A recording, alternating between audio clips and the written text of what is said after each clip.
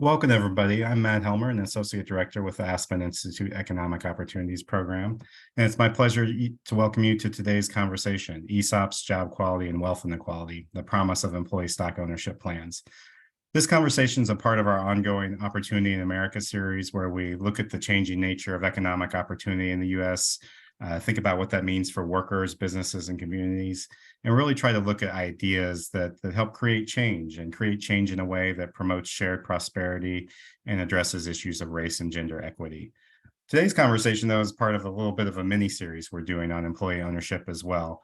In this series, we've been looking at different models of employee ownership, thinking how they're different and similar, thinking about how they work, and really exploring the obstacles to supporting their success and growth. So back in November, we had a conversation on worker cooperatives, and today we'll be discussing employee stock ownership plans, or ESOPs. Part of the backdrop for these discussions is really a rising tide of interest in employee ownership, and that includes policymakers. We've seen some recent bipartisan legislation, such as the Work Act. We've seen some state level policies and action being developed that are designed to encourage employee-owned companies. And this really marks kind of a new turning point and some new momentum in the discussion around employee ownership, which is really exciting. But this is really the result of a lot of decades of hard work and dedication of so many experts, researchers, policymakers, workers, business leaders, philanthropists, including those on our panel today. So I just want to start by acknowledging all that dedication and hard work for getting us to where we are today. And part of where we are today includes this good body of research that really demonstrates the benefits of employee ownership. So we know that when employee ownership is designed well, it works really well for workers, right? Workers in employee-owned companies have equal or better pay and benefits, they have better job stability and security, and they have increased opportunities to build wealth. And oftentimes they have a greater say in the workplace. They have more autonomy. They have a better seat at the table, which is also good just for their job satisfaction, for their dignity, but also translates into a lot of business outcomes. So we know as well that employee ownership is good for the business because of all this research that's been developed. So employee-owned companies often have less turnover. They demonstrate higher resiliency in economic downturns. They can have higher productivity and so much more. And all of this kind of makes logical sense, right? Companies are powered by people, and people really have a deep connection to the things they own. And it's really even kind of hardwired in our brains. So researchers find that when we're shown images of the things we own, the part of the brain that's associated with like rewards and motivation really lights up, which means we're often engaged and invested in the things we own. We care about them. They're a big motivator for us. We want to take care of them. So we take care of the things we own, and really owning a business is no different in that regard. But employee ownership is also really good for communities. It allows them to retain jobs. It allows them to keep the wealth and assets they've built. And it can strengthen civic engagement and participation, which is good for our democracy. And we'll dive a little bit into that today as well. The late and great John Lewis said, employee ownership is the foundation of a stable economy and a stable society. So for many of these reasons, employee ownership is one of those unicorns today. It's one of those rare things that really has bipartisan appeal. Over 70% of Republicans and Democrats say they prefer to work for employee-owned companies. We see more left-leaning senators like Bernie Sanders being supportive of employee ownership, saying it's one of the most important ways to promote economic democracy and ensure everyone has a stake in the success of our economy. And then on the right side of the political spectrum, we have people like Republican Senator Joni Ernst, who says employee ownership can be an important way to retain jobs and keep businesses in local communities, providing stability and opportunity for workers.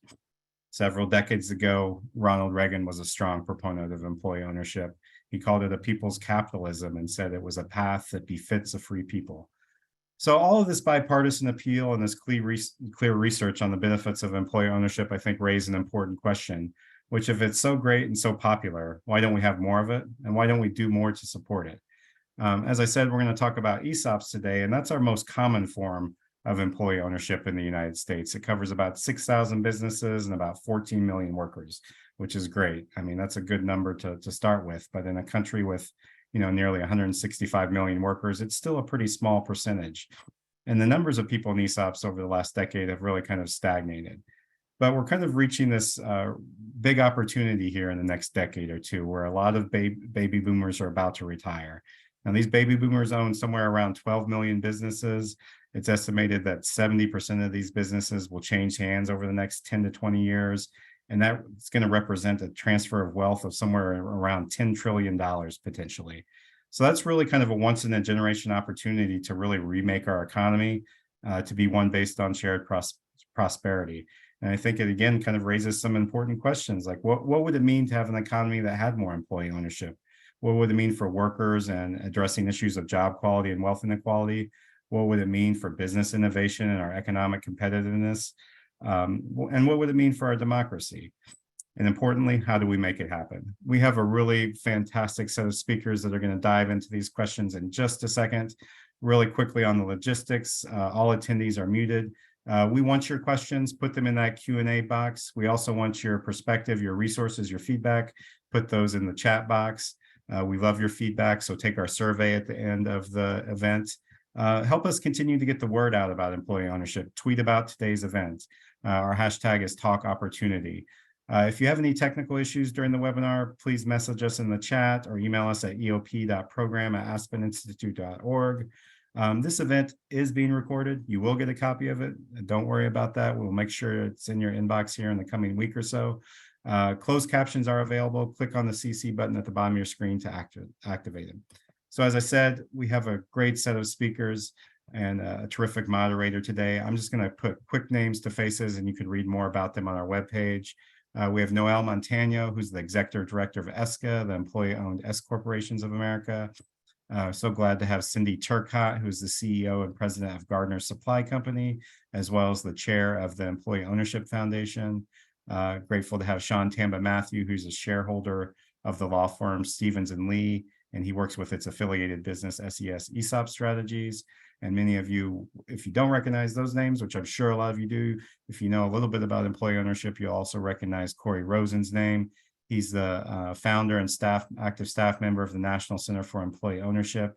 And I'll just break my note on brevity real quick to say Corey has a terrific new book out with his colleague John Case. It's called Ownership, Reinventing Companies, Capitalism, and Who Owns What. There's a copy right here. I encourage you to pick it up. It's a great overview of the history of employee ownership and how different forms work. I keep a copy in my backpack and keep coming back to it. If you know a little or a lot about employee ownership, it doesn't matter. It's a great read. And then finally, I want to welcome our moderator here today, Tal Smith. He's an economics reporter at the New York Times on the business desk. He covers labor, macroeconomics, and financial markets. He's done a fantastic job writing about inflation recently, just really great stuff. Prior to this position, he commissioned and edited coverage of business, public policy, and culture as a staff editor for the Times Sunday Review and opinion sections. Tal, great to have you. I'm going to turn it over to you. Matt, thanks so much for the kind introduction. Hello, everyone. Happy Tuesday.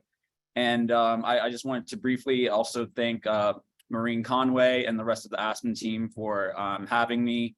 It's been a very fun journey digging deeper into ESOPs just as a reporter in the last week or so. Really, a couple of months in preparation for today's discussion. So with that, I'll just open with a few thoughts that I had, which connect to some of the conversations that I was having with Corey Rosen before we began, which is this idea that we all know income inequality, wealth inequality, how for essentially generations, some would say 2 generations, has been increasing, and there's a sort of helplessness and hopelessness that can sort of come with that. I'll just go to my notes here that I brought as I was thinking this morning about how I should open, and I think it helps to talk about the scale that we're dealing with. So in talking with Andrew Flowers, who's the chief economist at Appcast, which is a tech firm that aids companies with recruitment, I found that only twice in the last half century have rank and file workers experienced a sustained period of inflation-adjusted earnings growth above 2%. So average hourly earnings for non-supervisory workers, so workers that aren't bosses, have only been above 0% a few times on a 3-year average basis since 1970. So there's a real challenge that we have in our economy in terms of thinking that, okay, we all go to work, we earn wages, we earn salaries, and yet if we're only able to grow those wages or those salaries at best a 2% clip per year. And yet we know that stock ownership and the wealth that folks have in real estate and the economy overall tends to grow at a much higher level. Then how is the average worker, the average person, in a literal sense, supposed to get ahead? Enter ESOPs, which amid this sort of sea of hopelessness and helplessness, really can offer, along with plenty of other reforms, but in a very distinct way, offer some hope. The sense that employee ownership can be a key to rewarding workers for their work throughout their life, and letting them share in our prosperity. So with that, I want to turn to our conversation because I'm not the star of the show. The guests that we have here today for our conversation are. So Matt, thanks for the introduction to get us started. And I just want to jump right in and start with you, Corey, since I mentioned you in the introduction and we talked a bit before, this conversation really got kicked off. Just give us a ground level entry into what ESOPs are. Obviously, a lot of the folks that are here today watching and joining us probably have a decent idea, but there might be others that don't. So that might be helpful. And then, maybe pivot if you can to your own personal experience with ESOPs, which, you may have had the most personal experience with ESOPs of anybody in this country. And I think everybody here with us today would benefit from hearing a little bit about that personal history. So I hand it over to you, Corey. Thank you very much. So ESOPs are technically part of retirement plan law. So the same law that governs pension plans and 401k plans and the like. And what ESOPs do is they provide a way for a company to use pre-tax or tax deductible, said another way, pre-tax money to transfer ownership from the current owners to the employees. So people often get confused about that thing. Well, employee ownership, the employees have to buy the shares. No, not in an ESOP. They never, ever buy the shares. What happens is the company funds this trust, uses tax-deductible money to do it. The trust buys shares from the sellers, and then those shares get allocated to everybody who works there on an equitable basis. They earn it over time, and when they leave the company, they get the value of those shares. If a seller wants to sell quickly, the company's able to borrow money, take those funds, reloan it to the ESOP, and the ESOP now buys a big chunk, and often these days 100% of the company. So from a just mechanical standpoint, it made employee ownership practical. The second thing that is really distinctive about ESOPs is Congress loves them. Republicans and Democrats, it doesn't matter. There has never been, of the 17 bills that have passed to encourage ESOPs, not one has had opposition from anybody. This is amazing. And Congress has said a number of things. One is the money's tax deductible. The second is that if you sell to an ESOP and you're a C corporation or become one, and you reinvest that money in stocks and bonds of other companies, you can defer tax. You can't do that any other way. And third, if you become or you are an S corporation and you're 100% employee owned, you don't pay any taxes at all. That's a pretty amazing thing. And all these things Congress said we want to happen for ESOPs. I got interested in this long ago, 1978 to be precise, for precisely the reason you were saying, Tal, that I read this article about employee ownership, and I'd been thinking about this problem, which was starting then, that people's economic security depended on more than just their wages. And I read a book a little later by Louis Kelso called The Capitalist Manifesto, which had been a bestseller in the 1950s. And he said, as we go through the next decades, returns to income will stagnate, returns to capital will soar. That combination had never happened before. Everybody thought he was crazy. But of course, he turned out to be prescient. And he said, if we're going to create an equitable, effective economy, one that will allow capitalism to sustain itself, in fact, we need to provide a way that people can become owners without having to pay for it out of those ever stagnating wages that they can't do. And he came up with this idea of ESOPs as a way to do it. So I thought that was really fascinating and decided, wow, here's an idea that I think will work. We didn't know then, it's too early. I think will work. I think will make work more dignified for people, more rewarding for people, and that is politically feasible. There isn't much out there that hits that intersection. So I decided this is what I'm going to do. And I've been doing it ever since. Well, thank you for that. And, one of the questions that, as Matt hinted at in the intro, that comes to mind is, well, if these things are so great, if Corey, who was, fundamental in creating ESOPs, is so smart, along with, the gals and guys that helped him, push ESOPs forward, then why aren't these things more popular? Instead of 14 million, why isn't it 40 million? And it's actually also true that many folks don't even know ESOPs that are out there. Luckily today we do have the leader of an ESOP, Cindy, the CEO of Gardner Supply, and hello again, Cindy. And if you could, for the audience and for the rest of us, talk about your own personal journey, which I think is really interesting because you're a part of a company that did not start out as an ESOP. So while weaving in your own personal experience, also give us a little bit about that internal corporate decision making, to the extent you were involved, about why it made business sense to become an ESOP. Yes, good afternoon, everyone. Gardner Supply, if you don't know who Gardner Supply is, we sell gardening supplies, home hard goods to the home gardener. Gardeners.com would be our website. And then we have 5 retail stores. So we're located in Burlington, Vermont as our headquarters. We do have locations in New Hampshire and Massachusetts. But when we started back in 1983, and I started in data entry. So I've had a long path to becoming the CEO. But in 1987, which was only 4 years in, when our founder looked at wanting to have shared ownership in our company, he learned about ESOPs, and we became an ESOP in 1987. We only had 30 employees at that time. The reason we did it was because he believed in the shared ownership, that we should be get value for the company that we're working for, that we'd be more productive, we'd be more invested, we'd be more interested in what we were doing and making that connection. But it's a very different than what you tend to see now, where people jump to that 100% write-off, or people are ready to sell and they want to go, the baby boomers are ready to go.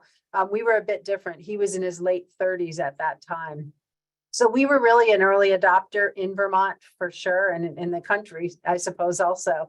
And so we did it not for any tax incentives. So we started at 0. And if we had money, we went to 1%, we went to 2%, and we just gave money as we could afford to. So it wasn't until 12 years later that we actually jumped to the 30%, which is the first time that there was a tax incentive for our founders. So we really did it over a longer path. And ultimately in 2009, it became our ownership succession when he retired, and we became 100% ESOP owned. And now we have about 250 employees. So I know there was a question in the chat. It goes from small to large, but the average ESOP is not huge. We're more in the average range now. Some are really large, but some are small. And so throughout that time, I really became the lead at Gardner Supply on employee ownership. I was really interested in our founder and how he was having a participatory work environment, that we were sharing financials. Ultimately, I became the CFO and head of HR and the COO. And all through that time is, how do we have the best communication and open book and participatory management practices that we could have? And that's really what I think opened the door to me being more involved at a national level. I would go to the ESOP Association conferences. I'd always meet with our legislators, which is what we were supposed to do, and do advocacy and talk about why employee ownership was important. And sooner or later, I got asked then to be more involved at the national level.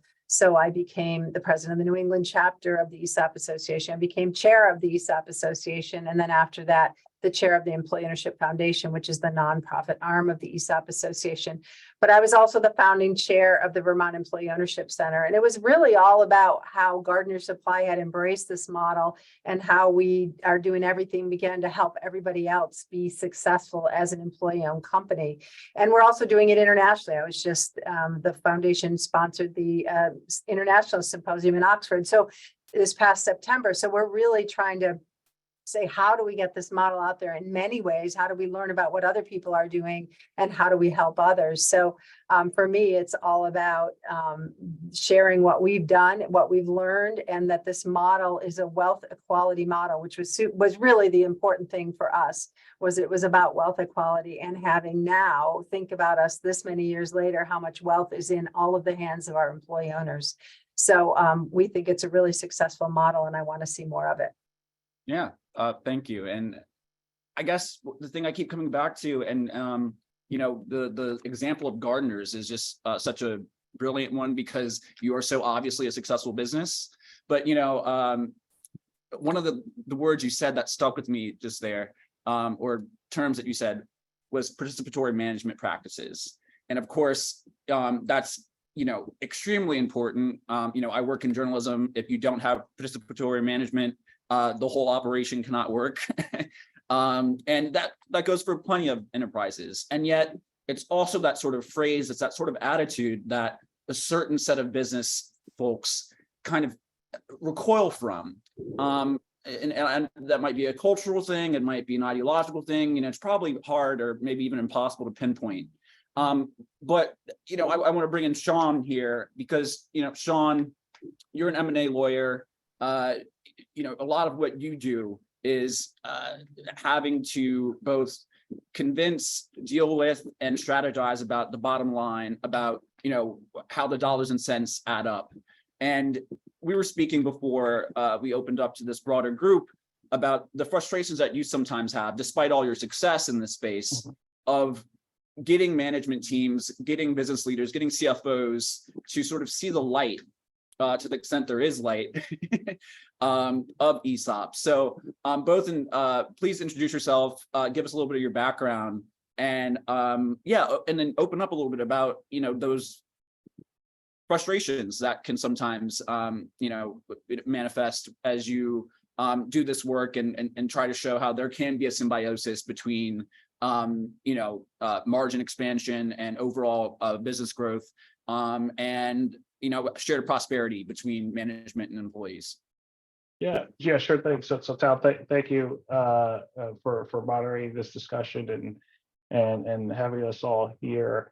And so I'll tell you a little bit about sort of how I came to the employee ownership space. You know, obviously you don't grow up wanting to become an ESOP attorney. And so for me, it was really about fulfilling my passion of helping other people who were either less fortunate than me or who didn't have the same opportunities that I did, to help them get a leg up either through education opportunity or through economic opportunity. Just because of my own background, you know, I grew up in probably the poorest municipality in Ohio, one of the worst school districts, and got help along the way to really, you know, take advantage of opportunities that my friends and neighbors didn't have. And so, you know, going along the path of trying to figure out sort of what I wanted to do, you know, I dabbled in politics. That was not my jam, for lack of a better term. And sort of fell along the path I think a lot of professionals fall along, especially legal professionals, which is, hey, I'll work at a law firm for a couple of years, you know, pay down some student loan debt, and then transition into the nonprofit sector to work for, you know, one of a handful of organizations to help push the needle in terms of the impact that you want to see in society. I fortunately had the opportunity to meet my colleague and mentor, Jim Steicher, who founded SES several decades ago, and was introduced to the concept of employee ownership through ESOPs, and was, you know, impressed by the impact that it had on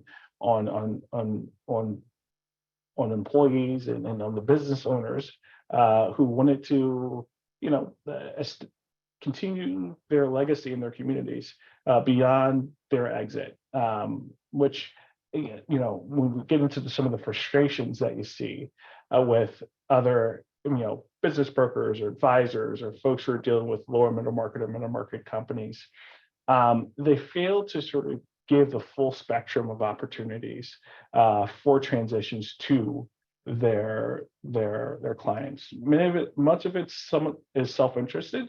To be frank, there is a path to getting your fee in a transaction, and it's selling to a financial buyer or strategic buyer.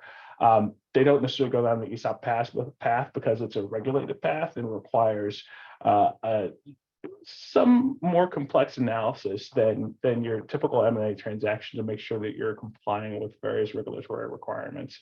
But it's not that different. So, it's the frustration really lies on sort of dispelling some of the myths about, hey, they're too complicated, or hey, they're too expensive, or hey, I heard that this guy was sued for some ungodly sum of money, but because the Department of Labor came after them, and it's trying to help people understand the real risk that's there as it relates to the regulated piece of it, but also to help them understand how the ESOP option fits within the sort of series of options that you have when you talk about transitioning your business, and dispelling some of the myths and dispelling some of the complexity that folks assert that's there, and when it's really not. Yeah, thank you. And to make sure that we make sure everybody gets involved here, last but certainly not least, we have Noel, who, as we mentioned, leads ESCA, which is celebrating its 25th anniversary. So congrats to them, and congrats to you, Noel. Noel, please introduce yourself, as everybody else has here today. And in the spirit of that 25th anniversary, if you could give us the arc, even if there's been wiggles, even if there's been ups and downs in that arc of ESOPs, within this 25-year period, what have been some of the best years? Are those best years recent ones? Are they, back in the early 2000s, or was it pre-pandemic? And where are we now? Sure. Well, thank you. And it is a big year for S Corporation ESOP. So just a little bit of background. I was working on Capitol Hill for then Chairman of the House Ways and Means Committee, Bill Archer, when the big 1996 tax bill was passed. And that is the bill that created the S Corp ESOP structure. So while Corey, 25 years before that, was working on C Corporation ESOPs, there was an initiative to allow S corporations to be owned by an ESOP. And you can imagine that's a pretty complicated structure, right? When you're marrying a pass-through entity that's owned by a tax-exempt trust, a qualified retirement savings plan. So ESCA, the Employee-Owned S Corporations of America, was formed by a handful of companies that realized once they transitioned to this structure, because of the tax benefits, because of what it would mean for their companies, it was critically important that there be a coalition or an association that would protect this structure, because everyone knows what Congress creates, they could do away with. And just because there's a lot of bipartisan support, and there is a lot of bipartisan support for S Corporation ESOPs, but that's because the community has been active for these 25 years, educating members of Congress. So ESCA has grown in that time from 20 companies to about 200 member companies. Our companies range in industries from engineering to contracting to manufacturing, construction, grocery stores, convenience stores, service industries, and they represent about 300,000 employee owners. And they range in size from companies that might be 50 employee owners to companies that are 40,000 employee owners. And they get bigger, just like what Cindy said and what Sean does. I mean, through mergers and acquisitions, our member companies are often acquiring small family-owned businesses where the owner doesn't have another path or wants his employees, his or her employees, to become part of an ESOP. And we love that story of acquisitions. We had one of our member companies who had acquired a smaller company talked about one of their new employees had said, I used to work for a family-owned business and I never felt like family. And now I work for an employee-owned business and I feel like family. And that's what we do. That's what we're all about, is our advocacy on Capitol Hill to ensure that the ESOP structure is preserved and not negatively impacted by policy changes. And it's been really gratifying over these, I mean, you asked to assess the 25 years. I mean, in general, from my viewpoint, which is the congressional viewpoint, what's been going on in the policy world, there have been threats. There have been things that we have had to educate members of Congress and advocate on behalf of S Corporation ESOPs and say, hey, you didn't mean to mandate, because of Enron, that all employee-owned companies start diversifying out of employees owning stock in their companies. There needs to be an exception because S Corp ESOPs are something different. And so that's what we do. We're the eyes and ears and voice on Capitol Hill for S Corporation ESOPs, so that our member companies and all S Corporation ESOP companies can feel confident that they can be busy running their companies, growing their companies, hiring more employees, because we're looking out for things that could be negatively impact. And it's just really exciting and meaningful to be able to tell members of Congress, hey, what you did 25 years ago, even if they weren't in Congress, then they like to take credit for it. You know, this is working even better than you could have expected. Yeah, thank you. And you know, it's really interesting to wrestle with this idea of, and I think I used this term before, symbiosis, right? People tend to be very skeptical of the idea that something that can be an unalloyed good for a business in a certain situation could also be a win-win for you know, that set of employees. And so to stick with that and drive down a bit here, you know, right, I've been reporting for 18 months now at the very tense intersection of rising pay for workers and rising input costs for businesses, right? And we know that, you know, we had a plague and a war in Europe, both of which have not happened in quite some time. And that is, you know, that's certainly a source of non-labor input costs.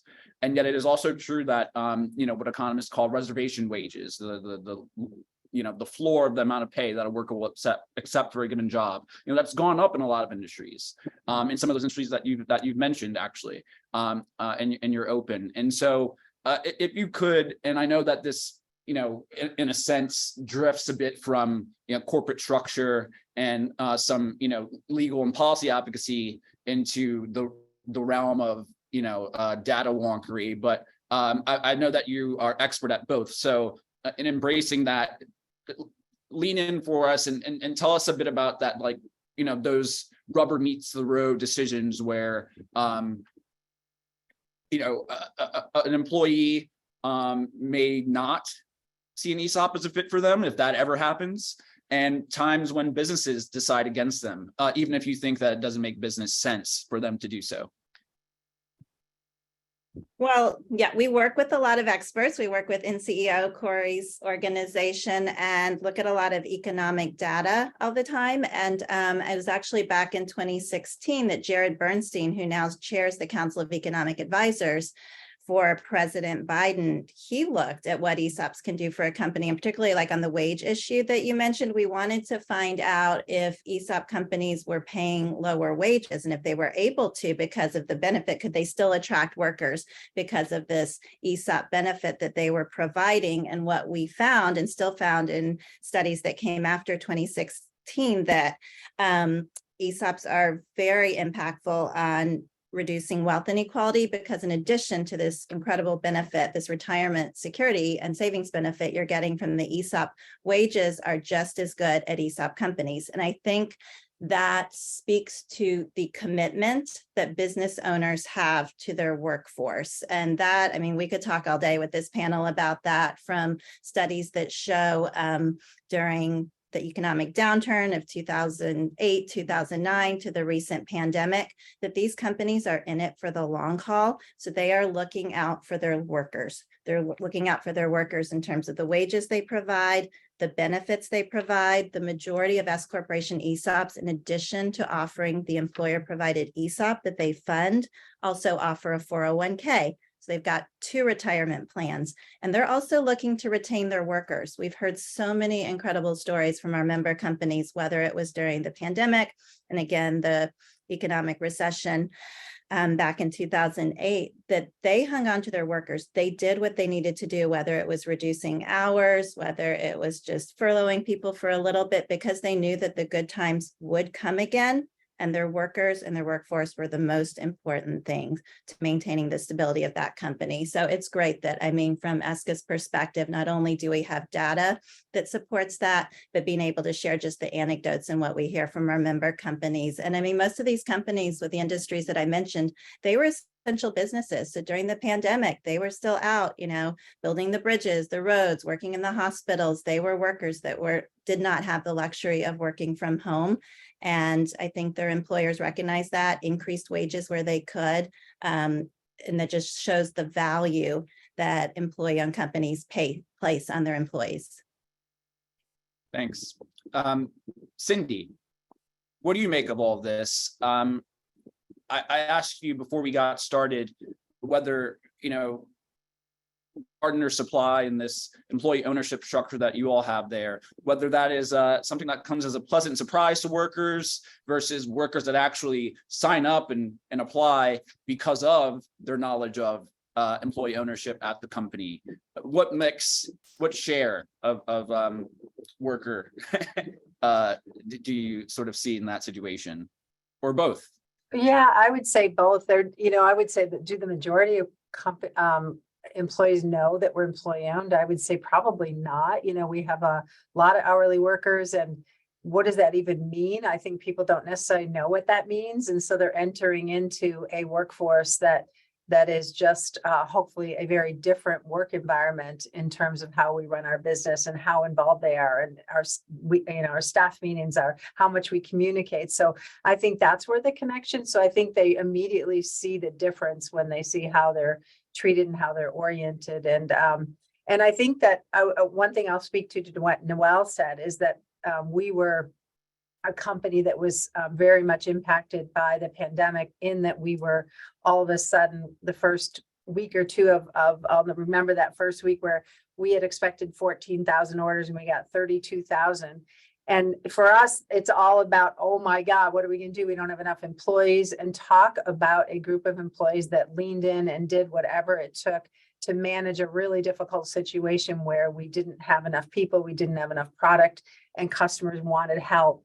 And they were scared and they wanted to grow their own food. And so that's where you see the power of employee ownership is how they responded. And they came to work every day, even though a lot of people got to stay at home. They didn't get to stay at home. We were open, we had a warehouse, we had retail stores, and we were trying to help the customer. So I think that when they arrive and not only see how they're treated and how the participatory workforce works, but also now all of a sudden you get a piece of the company, you get a large percentage of your pay, at least at this point for us, in a contribution to the stock in the company you work for. We pay well, compared to others, and we have really great benefits. So the one thing that I wanted just to mention that when we talk about retirement is that I think it's really important that we don't talk about ESOPs just as retirement plans, because that doesn't resonate for someone who's not staying, or they're young, or that their intent isn't to be there for 40 years. It's a wealth move, and in 10 years, if they stay for 10 years and they have whatever $30,000 or $50,000, isn't that great?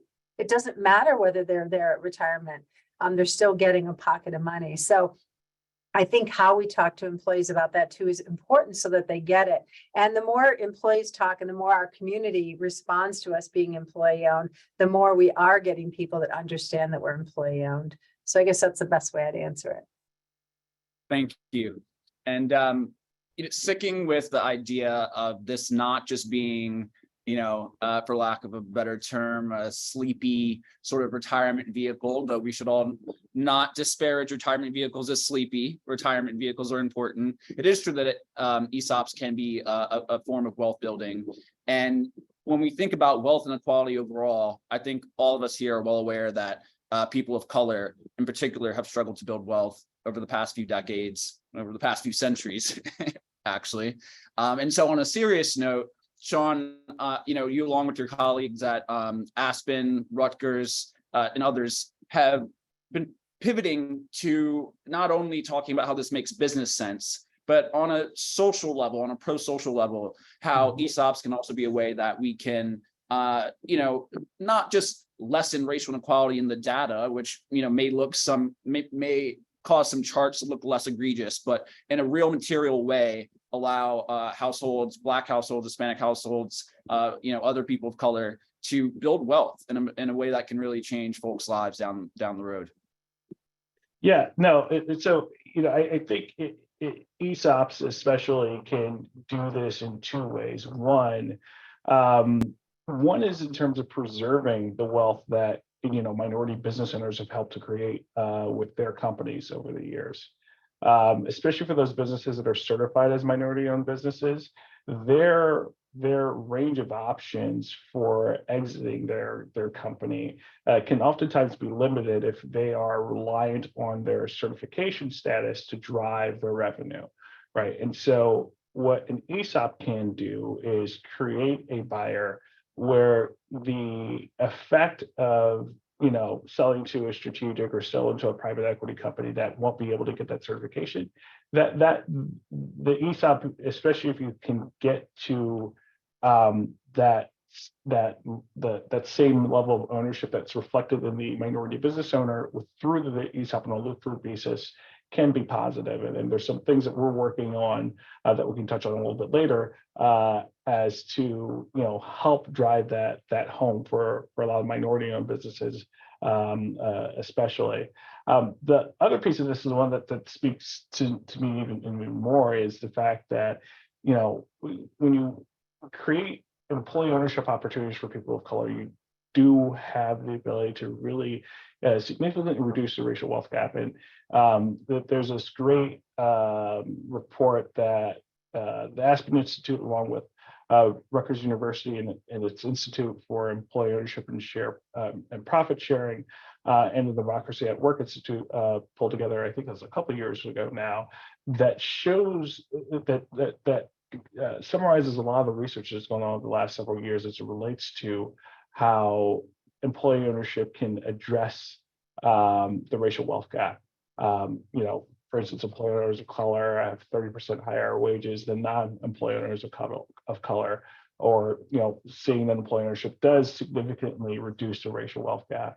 I think that the trouble that maybe policymakers and others might find is how do you bring this to scale? How do you bring this solution to people of color who are employees who don't have their own businesses? Targeting the minority business owners, that's one great way. But the question is, how do we target employees in companies that are have significant minority populations? And so we've been fortunate to work with at our firm a group called Apis Heritage Capital Partners. Brand new, two new fund managers who are college classmates and friends at Morehouse, Todd Leverett and Phil Reeves, raised an oversubscribed fund last year that closed at around $58.1 million. And what they're doing is targeting companies that have significant minority workforces. And so they've had two investments so far. One is a landscape contractor out in El Paso, Texas. The other is a plumbing company out in Denver. Both companies have workforces that are, in excess of 90% Latin American.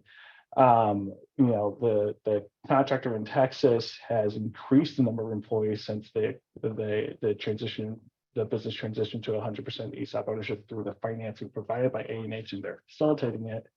And what they've done is create this new wealth opportunity.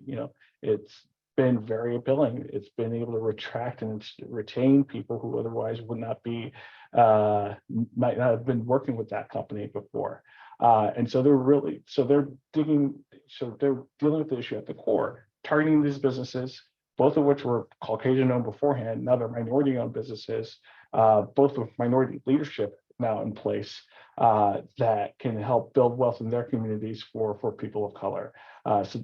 So that's one sort of example of sort of how we can get this moved forward and across the country. Yeah. So we've all said a bunch of very nice things about ESOPs, including me so far.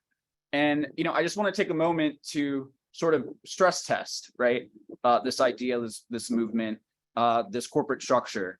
There are times where I've done some research and, they do come across these ESOPs as, awfully squeaky clean. And yet, there has been some tension under the surface for certain companies. For example, Publix, which is, not a 100% ESOP as far as I can remember, based on a little bit of reporting I did, but it is a large share of the company is technically employee owned. And yet Publix has been receiving a lot of backlash from employees recently for having median employee salaries that are below $25,000 and a CEO to median pay ratio of over 140 to 1. And the Tampa Bay Times, as I was able to read it, notes that part of that median salary being so low is because that it includes some part-time and seasonal workers. And yet, nevertheless, it shows that it seems, employee ownership, ESOPs themselves are not necessarily a silver bullet for society at large, much less, finding ways for capital management and labor to live in some level of harmony. So if I can turn back to you, Corey, what am I getting wrong if I'm getting something wrong there about, maybe the ability for employee ownership to be a salve or, give cover for businesses that otherwise are still operating in a way that, some folks, particularly progressive folks, might not consider progressive. And what are the ways that you see pushback that is, fair, and then the sort of pushback that actually is just a form of misunderstanding? Yeah. So I think part of the problem is, particularly amongst progressives, is, and I'm one of those, but part of the problem is sort of lading ESOPs with expectations about every social goal that you have. They need to be democracies. They need to, pay everybody extraordinarily well. They need to contribute to liberal causes, by, on and on and on. And that's not fair. That's not an expectation that's reasonable of companies. You look at a company like Publix, and I don't know, but I assume that they're like most other grocery chains, and pay is not very good in the grocery industry generally. So I'm not surprised that their pay is at that level. On the other hand, Publix consistently is rated in one of the best 100 companies to work for, which is based on surveys of employees saying it's one of the best 100 companies to work for. And employees who've been there for a while have accumulated tremendous amounts of wealth. So is it perfect in someone's definition of perfect? Well, lots of companies aren't going to meet those criteria.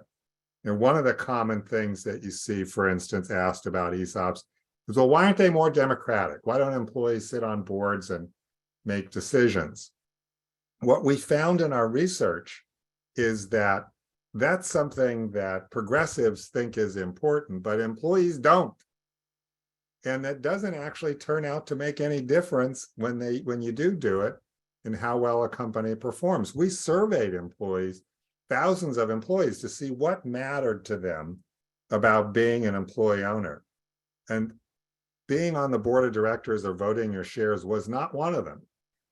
What did matter to them a lot was, how much influence do I have in the way that my job is done every day? Can I suggest ideas on new marketing ideas, on new products, on different processes? And will somebody listen to that? And it turns out that the companies who do that have more satisfied employees, have longer retention, and make a whole lot more money.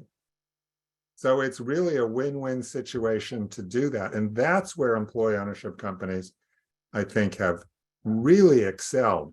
If you go to our conference, for instance, you're going to see panel after panel about how we get employees involved in making decisions at the work level and how impactful that is.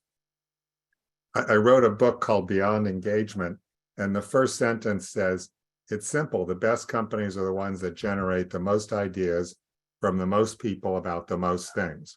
And think about that. If you're a company And you can generate the way that, for instance, Hypertherm in New Hampshire does 2 usable ideas per employee per year.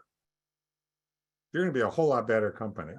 And that's really what we need to expect from ESOP companies. Not every company does it, but they're much more likely to do it than other companies. So are ESOPs perfect by whatever definition you want to use? No, but they're sure a whole lot better than the alternative. Sure. And there's certainly a fair argument for it. And, you know, I think there are parallels that you've been thinking about as well of, you know, it's a good thing, it seems, that, you know, we have so much bipartisan energy, or if not energy, just sort of latent support for ESOPs. You talked about the track record in Congress being remarkable. You know, it certainly doesn't fit the narrative of gridlock that has dominated so many other issues.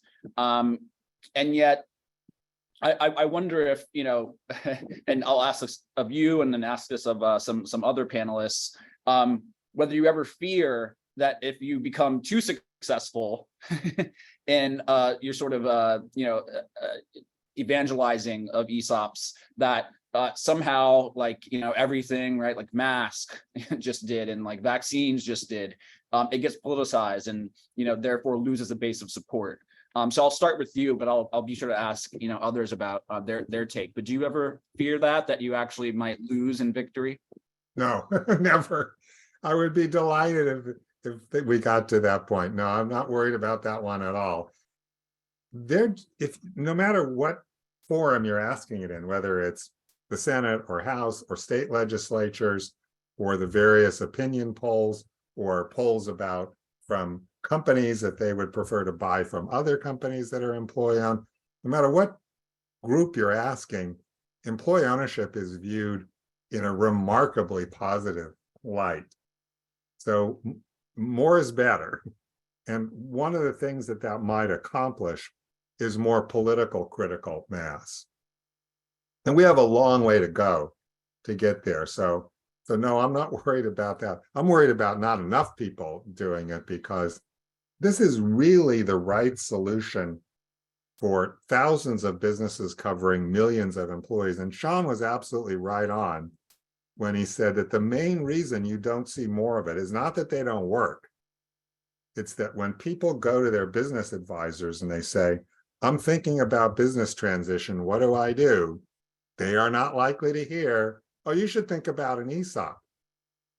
And as Sean also said, that's often because it's not in their interest to sell an ESOP to them. They'd rather do something they know how to do that'll make them a lot more money. That's a big hill to climb. And we're hoping some of the recent legislation that encourages outreach on ESOPs from various state and federal levels will be helpful in doing that. Yeah, Noelle, if you could hop in and dig in deeper for us about you know, some success stories and some stories of you know, challenge in evangelizing ESOPs, you know, having, you know, more uptake.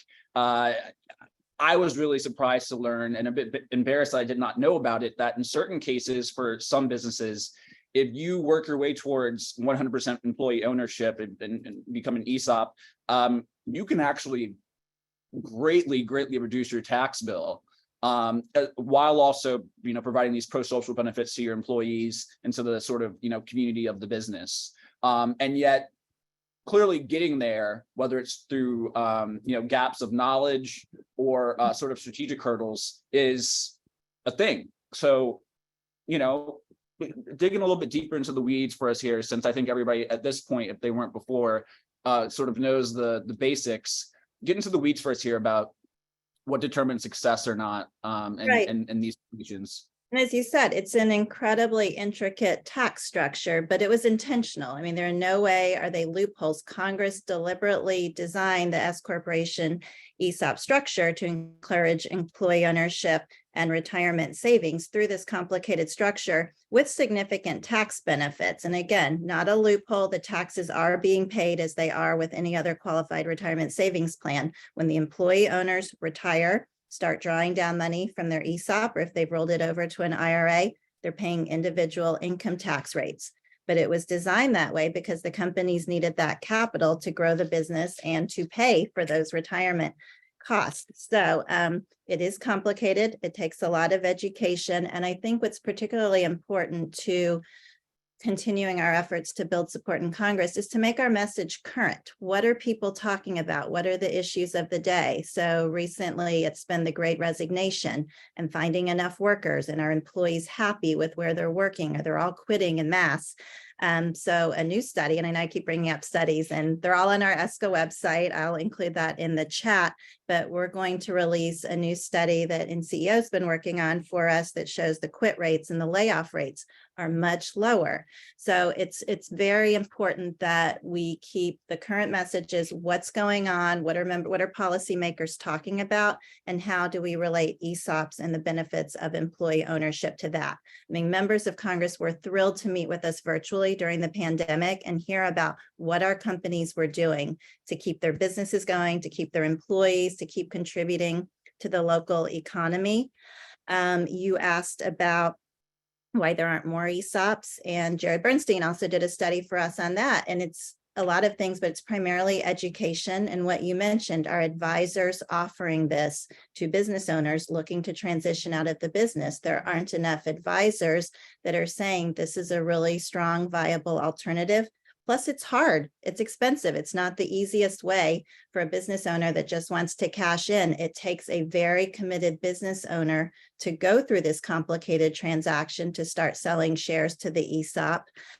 Again, not the easiest way out. They have to really be committed. And those are the business owners that you see making this transaction because they're committed to keeping their workforce intact, not seeing their business just be sold off, split into parts. They want to keep it local. They want to keep it together. And that's why we firmly believe that Congress should continue to encourage and promote and protect this structure. Mm-hmm. Cindy, as our on the ground ESOP correspondent here, have you seen the hopes that Noel speaks about here? The lower quits rates, lower layoff rates. I mean, one of the things that I've been doing in my work, is really asking, okay, much of business, much of economics is about trade-offs, and I've been trying to push my colleagues, my econ Twitter, just my general world to think a bit harder about, okay, well, what's a presumed trade-off, and what is a trade-off that we, whether it's macro, micro, and financial markets, otherwise, what's a trade-off that maybe we just presume is there and see is inevitable, but actually we just never stress tested whether a more challenging but ultimately rewarding dynamic is possible. We've just seen that. We got down to 5% Black unemployment for the first time, and yet it's in a situation where it's deeply threatened by an oncoming recession that could wash that away, at least temporarily. And so that brings me to the question of, can ESOPs, in a way that obviously, as Corey told us, not be a silver bullet for all of society's problems, but do you think if there were more companies that were set up like Gardner's, that there'd be less volatility in terms of hiring, employee retention, and so on and so on? And to the extent you're comfortable sharing it with us, what are some of those challenges that Gardner's did see? Maybe during the pandemic, when obviously there were a lot of good reasons to be scared of being an essential worker.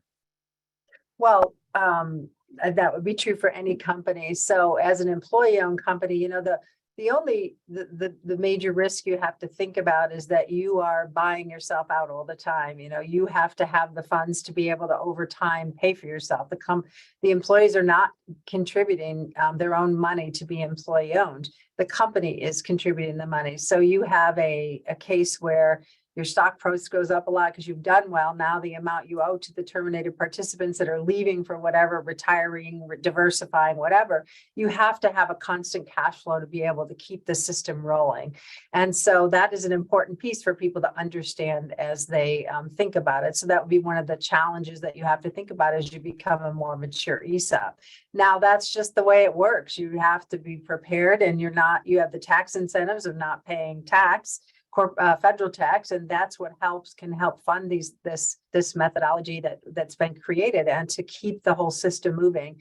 And but that's all about planning, and it's about understanding what it means, and it's about thinking out 15 or 20 years, what does it look like, so that we can keep our businesses rolling infinitely, and not having to sell because we haven't thought through all of the issues. So that is just an important piece. And I'll just add one more piece then in terms of opportunities that we talked about, is that we now have the opportunity, and having been one of the more successful state centers over the time with the Vermont Employee Ownership Center, we have a huge opportunity with the Work Act bill that just went out for money that's going to come into the states to be able to help them, $50 million to help boots on the ground, help companies know about employee ownership. That's what we need, is we need more people to be talking about it, and we need boots on the ground helping companies know how to work through the challenges of thinking about an ESOP and even understanding, and who should they go and meet with, what are the ESOP lawyers, all of that sort of thing. So there's that piece too that really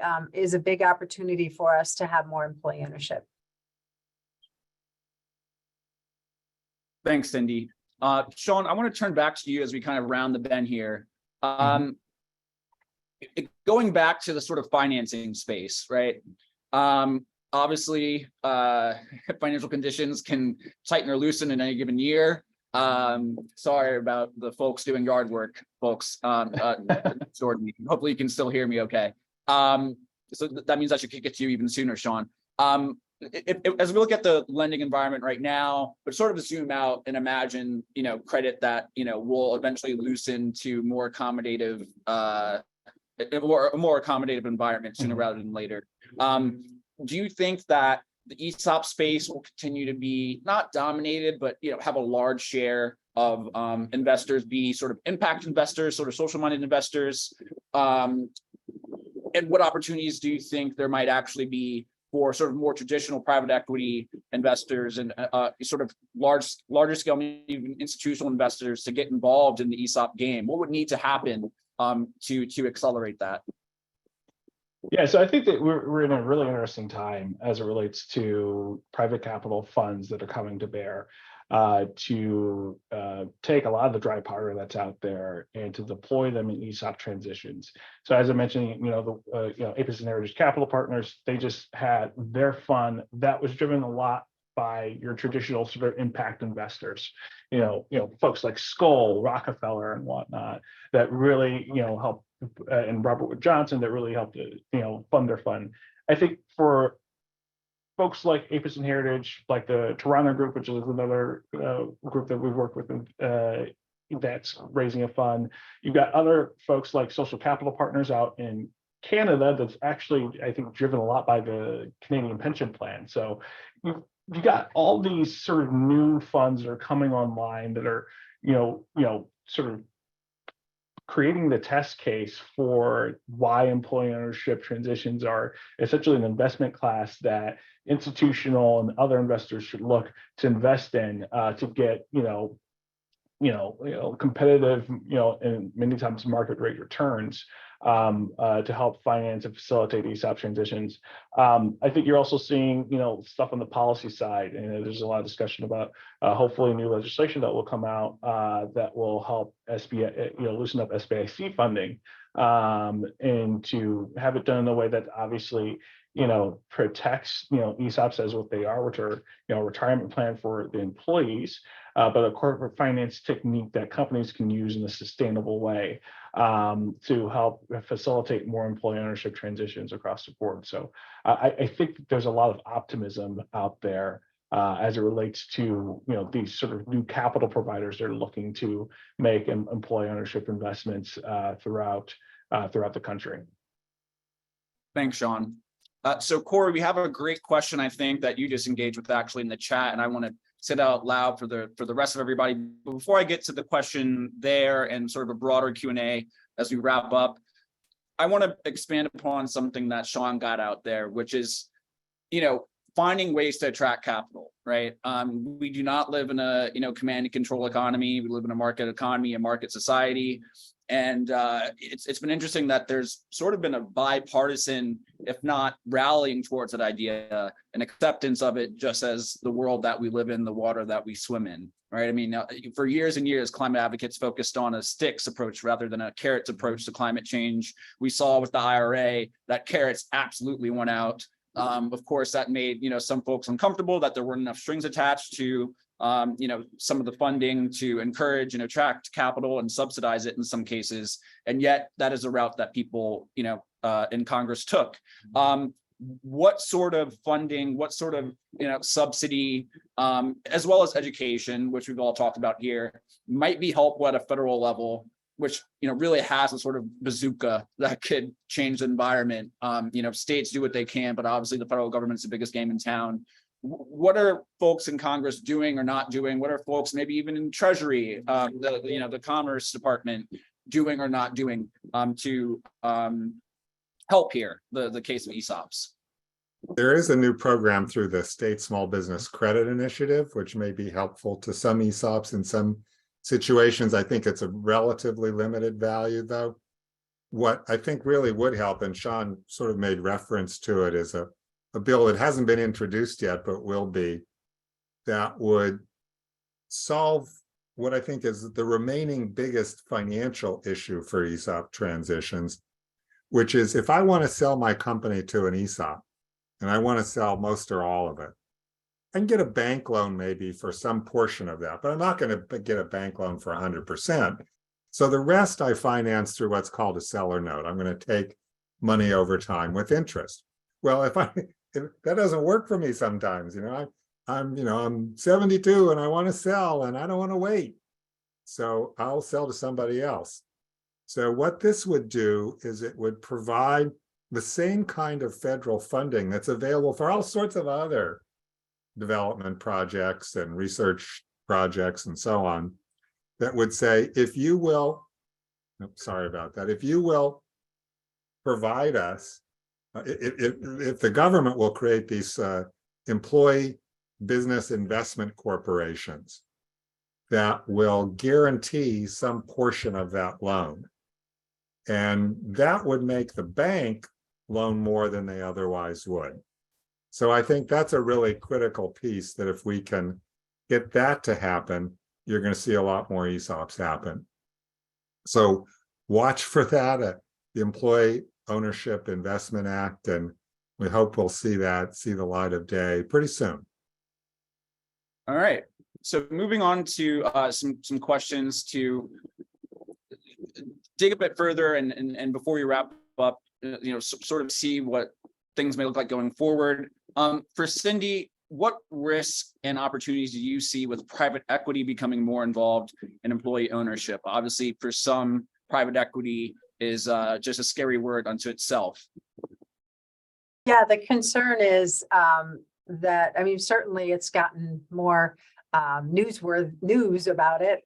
And so that's a good thing about employee ownership. But they are bringing the money in, and so 1% of the company is employee owned. But I believe, my understanding is that the goal is then you're going to sell it, and those people will make money that were there for that segment of time. But then if the company is not going to stay an employee owned company in the long term, that doesn't help any future employees. So I have a concern about it being a one and done, that that group, and including the private money, is going to make money when it sells, and that's that. Corey, do you agree with that? That's absolutely right. And the employees are only getting about 5% of the company. And, it's getting a lot of publicity what they're doing. And some other company of the same size becomes 100% employee owned, and it's nah. So it's not man bites dog the way that the private equity is. Yeah. It's great what they're doing, but it's a shadow of what ESOPs are doing. Right. I think And it's not long term for employee ownership. Sean, can you talk about issues of issues around federal contracting with ESOPs, the preferences and challenges around it? Like we said, the government's the biggest game in town. How does federal contracting fold into this issue?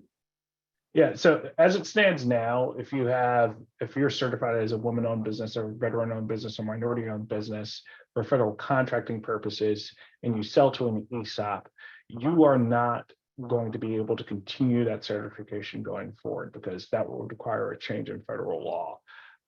One thing though, in that space on the state level, because a lot of state contracting organizations or state governments not only rely on the federal contracting certification, but they also rely on private certification organizations. And those private certification organizations also serve as a vehicle for major corporations. So I sit here in Philadelphia, you're thinking of your Comcast of the world and whatnot. They rely on the private certification organizations to drive supplier diversity. Those private certification organizations have very different viewpoint from the federal government. They're very much open to that. So with respect to WeBank, for instance, they have issued sort of requirements and regulations as to how you certify a woman-owned business by looking through to the ESOP.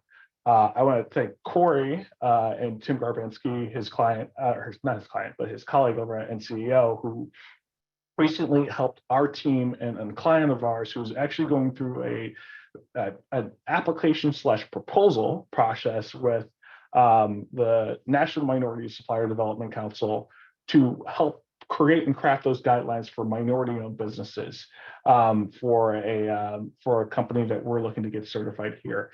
And the reception there, I'm actually speaking at an NMSDC local affiliate conference later this week. The reception there is very positive because of the two issues that you addressed, right? You addressed the issues with the minority business owners, and you addressed the issues with or the opportunity for the sort of people of color who are working for these companies going forward. And so that creates hopefully a groundswell of support that can help drive and push federal legislation down the road, and also helps people qualify for potential state contracts that are out there for that may be out there for ESOP-owned companies that are either diverse or woman-owned and whatnot. Thanks, Sean. I think about this conversation we've had, and it's been really great. I've already learned a lot. Thank you all.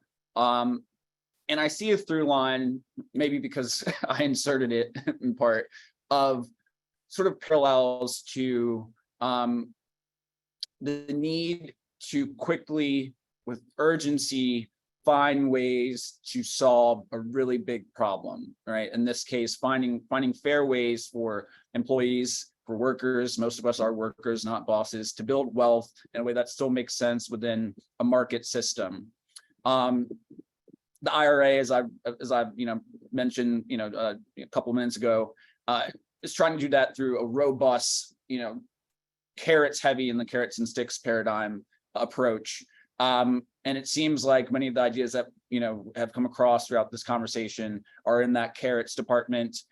Corey, you're sort of the godfather in some sense of this issue.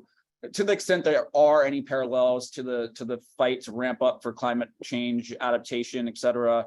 A lot of those goals are spoken of in like 10-year sort of increments. So let's imagine it's 2033.